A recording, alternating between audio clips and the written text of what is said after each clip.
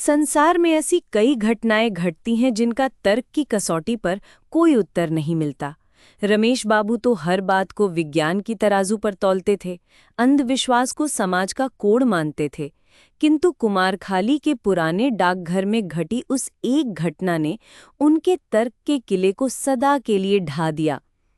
कुमारखाली का वो पुराना डाकघर। बात कोई 40-50 बरस पुरानी होगी। कुमारखाली गंगा किनारे बसा एक शांत कस्बा था। रमेश बाबू वहीं के एक सेवानिवृत्त हेडमास्टर थे। पूरे इलाके में उनके ज्ञान और तर्क शक्ति का बड़ा मान था। कहीं भूत प्रेत की अफवाह उड़े या किसी देवी देवता के चमत्कार की, रमेश बाबू अपनी वैज्ञानिक दलीलों से सबकी बोलती बंद कर देते। उनके लिए हर क्यों का एक तार्किक क्यों की मौजूद था। उसी साल कस्बे में एक नया पोस्टमास्टर आया। नाम था हरीश। नौजवान, उत्साही और शहर का पढ़ा लिखा लड़का।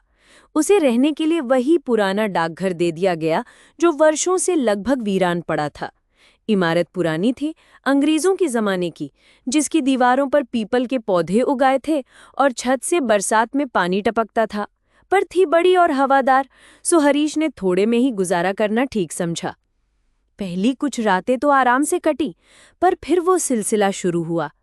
आधी रात के करीब जब सारा कस्बा गहरी नींद में होता, हरीश को एक अजीब आवाज सुनाई देती। ठक ठक ठक, जैसे कोई लकड़ी की मुहर किसी कागज पर जोर जोर से मार रहा हो। आवाज डाकघर के उसी बड़े कमरे से आती जहां दिन में काम होता था। पहले तो हरीश ने मन का वहम समझा या शायद चूहों की करतूत, किंतु वो आवाज हर रात आने लगी, ठीक उसी समय, और उसके साथ एक और ध्वनि जुड़ गई। छन छन छन, बहुत धीमी, जैसे कोई डाकिया अपने भाले में बंधे घुंघरुओं को बजाता हुआ चल रहा हो। अब हरीश का माथे ठनका। उसने दिन में सारा कमरा छान मारा, पर ऐसा कुछ न मिला जिससे रात में वैसी ध्वनि उत्पन्न हो सके।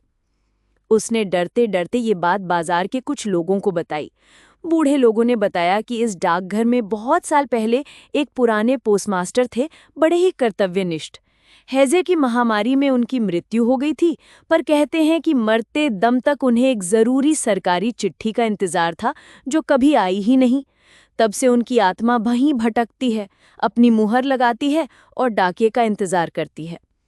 ये कहानी सुनकर हरीश का रहा सहा धीरज भी जवाब दे गया। किसी ने उसे रमेश बाबू के पास जाने की सलाह दी। हरीश कांपता हुआ रमेश बाबू के पास पहुंचा और सारी व्यथा सुनाई।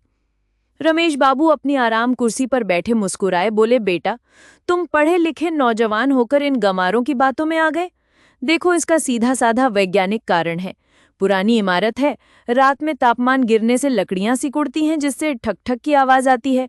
और रही घुंघरू की बात, तो बाहर पेड़ पर लटकी कोई सूखी टहनी हवा से हिलकर खिड़की से टकराती होगी, बस। हरीश को तसल्ली न हुई। उसने हाथ जोड़कर कहा, बाबूजी, आप एक रात मेरे साथ वहां गुजारें, अपने कानों से सुन लें, फिर जो आप कहेंगे मैं मान लूंगा। रमेश बाबू अपनी तर्कवादिता सिद्ध करने को सहर्ष तैयार हो गए। उस रात लालटेन की धीमी रोशनी में रमेश बाबू और हरीश डाकघर के कमरे में बैठे थे। रमेश बाबू बड़े इत्मीनान से किसी किताब के पन्ने पलट रहे थे और हरीश सहमा हुआ दीवार की ओर ताक रहा था। घड़ी ने 12 बजाए, सब शांत था। रमेश बाबू ने व्यंग से मुस्कुराते हुए कहा, कहाँ है तुम्हारा भूत बेटा? लगता है आज छुट्टी पर है। तभी ठक ठक ठक, वही स्पष्ट और नियमित आवाज, जैसे सचमुच कोई सामने बैठा मुहर लगा रहा हो। रमेश बाबू के हाथ में थमी किताब कांप गई। उन्होंने कान लगाकर सुना। ये लकड़ी के सिकुड़ने की आवाज नहीं थी, ये सजीव क्रिया की ध्वनि थी। वो उठे, लालटेन लेकर कमरे का कोना कोना छान मारा, कहीं कुछ नहीं। वो वापस कुर्सी पर आकर बैठे ही थे कि सुनाई दिया, छन छन छन। घुंघरुओं की वो हल्की मध्यम ध्वनि दरवाजे के पास से शुरू हुई और धीरे धीरे कमरे के दूसरे छोर पर जाकर विलीन हो गई। रमेश बाबू का चेहरा सफेद पड़ चुका था। विज्ञान और तर्क के सारे शस्त्र उस रात उस पुरानी इमारत में भोंथरे हो गए थे। उन्होंने न कुछ देखा, न किसी की परछाई पाई, पर उन ध्वनियों को झुठलाने का कोई तर्क उनके पास नहीं था। वो चुपचाप उठे और बिना कुछ कहे घर लौट आए। उस रात के बाद रमेश बाबू बहुत बदल गए। वो अब भी अंधविश्वास का विरोध करते थे, पर उनकी बातों में वो पहले वाला अहंकार न था।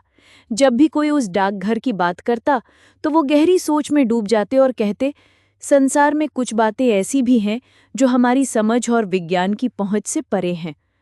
हरीश ने वो डाकघर छोड़ दिया और सरकार ने कुछ साल बाद एक नई इमारत बनवा दी।